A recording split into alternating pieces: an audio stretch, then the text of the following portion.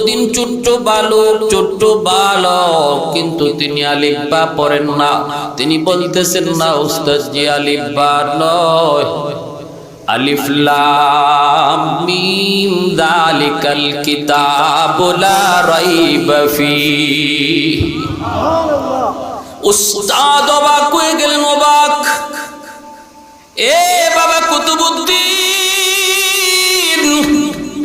তোমার মা বলল আলিফ বা তাসা শিখাবো, আর তুমি কিনা আলিফ লাম মিম কোরআনের সূরাতুল বাকারা থেকে পড়া শুরু করে দিয়েছ। ঠিক আছে বাবা পড়, আমিও শুনি বাবা পড়। উস্তাদ পাশে বসা রইলেন ছোট্ট বাবু কুতুবউদ্দিন। তিনি আল্লাহর কালামের সূরাতুল বাকারা থেকে তিলাওয়াত করে করে উস্তাদের সামনে এক বসায় 15 পারা হিফজ শোনায় দিলেন। উস্তাদের চোখ দিয়ে দর দর করে পানি পড়ে, আর উস্তাদ কান্দের কয় কুতুবউদ্দিন, এ বাবা আলিফ বা না পইরা তুই আমারে কি শুনাইলি? কেন তোমার মা এমন ঠাট্টা করলো? কেন তোমার মা এমন মজাক করলো? চলো। উস্তাদ মায়ের কাছে নিয়ে আসলেন। পর্দার আড়াল থেকে উস্তাদ ডাক দেয়, কই মা একটু বলো গো মা, কেন তুমি এমন মজাক করেছো? কেন তুমি ঠাট্টা করেছো? তোমার কুতুবউদ্দিনকে তুমি বলেছো আলিফ বা তাসা শিখাবো, কিন্তু কুতুবউদ্দিন তো আমাকে আলিফ বা শোনাই নাই। সে তো আলিফ লাম মিম যালিকাল কিতাব লা রাইবা ফি পইরা আল্লাহর কোরআনের 15 পারা হিফজ আমাকে শোনায় দিল। কেন গো মা তুমি এমন মজাক করেছো? এই কথা বলতে মা পর্দার আড়াল থেকে কান্দে আর কই উস্তাদজি খোদার কসম আমি মা নিজেও জানি না আমার কুতুবউদ্দিন কেমন করে 15 পারার হাফিজ হয়েছে। मैं तालिब मौला हो मेरे इश्क निराला, मैं तालिब मौला हो मेरे इश्क निराला, है जुमला जहां जिनके तजल्ली से उजाला, है जुमला जहां जिनके तजल्ली से उजाला, मादरुद जहां गैर खुदा यार नदारम, जुज़ियात खुदा ही चिदिगर कार नदारम, जुज़ियात खुदा ही चिदिगर कार नदारम। একটু জোরে সুরে বলেন আল্লাহু আকবার। মা বলতেছে উস্তাদজি, তবে আমার যতদূর মনে পড়ে আমার কুতুবউদ্দিন যতদিন আমার পেটে ছিল আমি কোরআন তেলাওয়াত করতাম। আমার কুতুবউদ্দিনকে আমি দুধ পান করাইতাম, কোরআন তেলাওয়াত করতাম। আমার কুতুবউদ্দিন দুধ খাইতো আর কানে মায়ের কোরআন তেলাওয়াত শুনতো।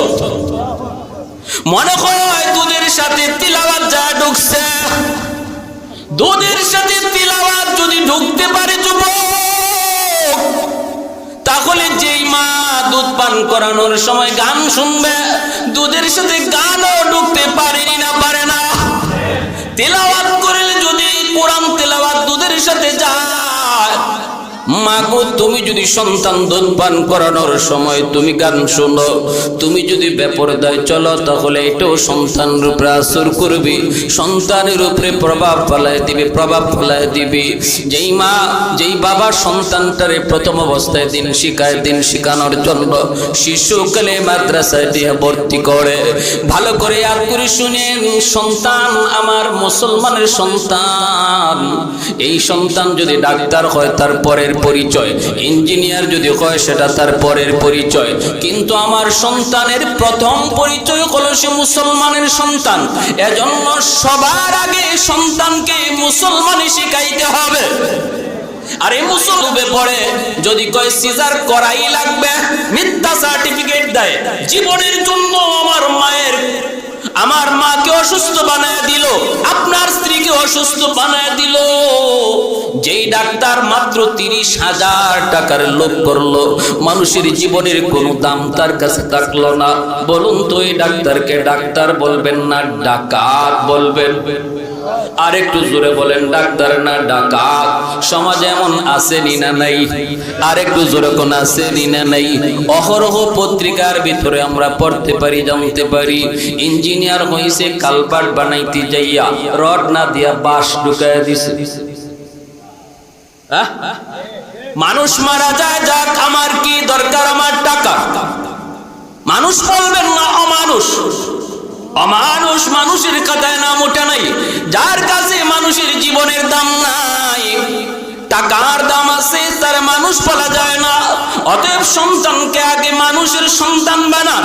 মুরগির বাচ্চা জন্ম নিলে মুরগি হয়, মানুষের বাচ্চা জন্ম নিলে মানুষ হয় না, তার মানুষ বানাইতে হয়। আর মানুষ বানানোর ফ্যাক্টরি হলো মাদ্রাসা।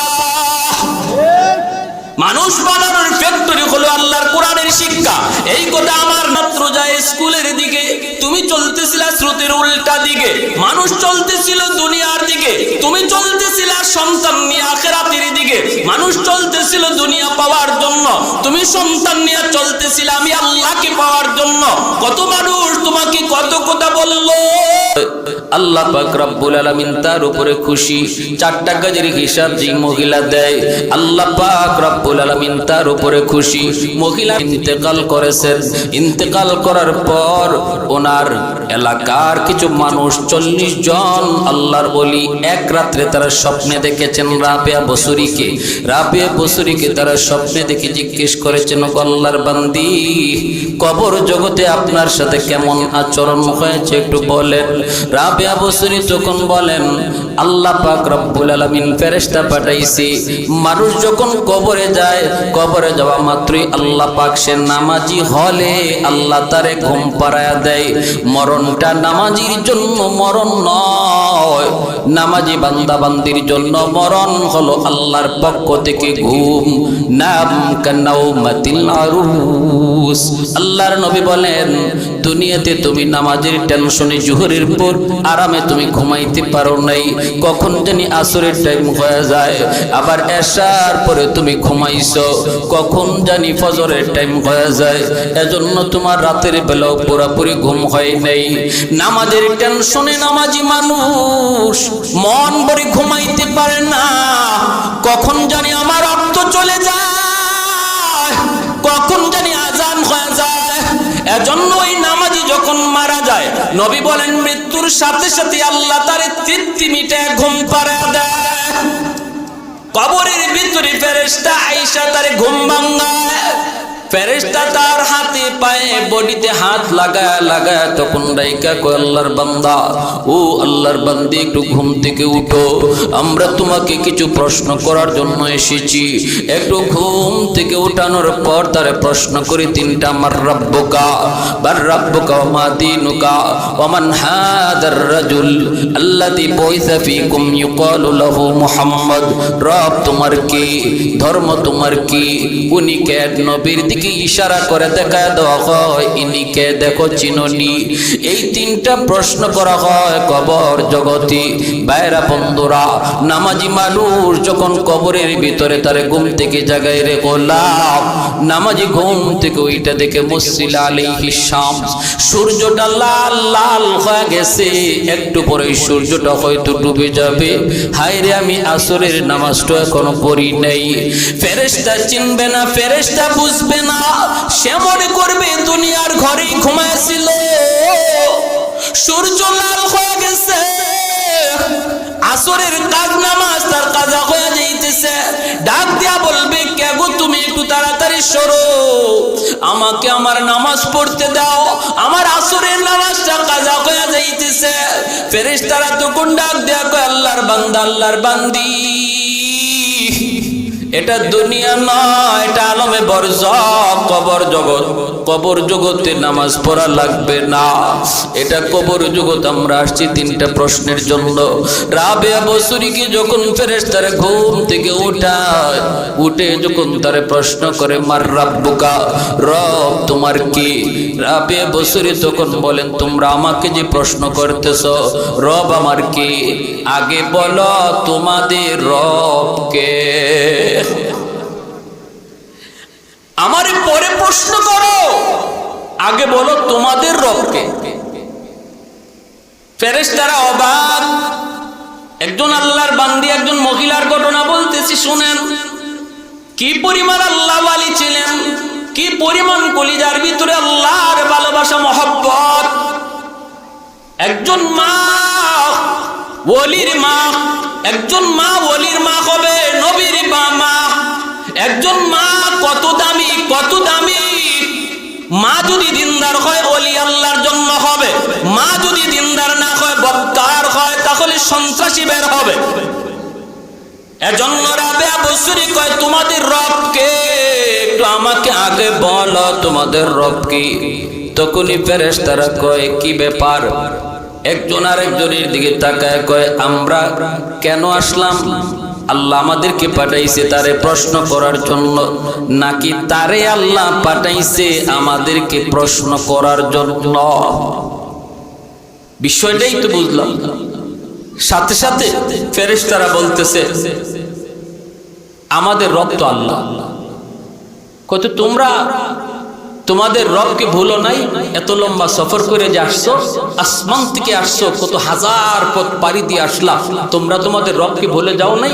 ফেরেশতারা কয়, আমরা আমাদের রবকে কোথাও গেলে বলি না, হাজার মাইল না কোটি মাইল গেলেও বলি না, রবকে আমরা কখনো ভুলতে পারি না।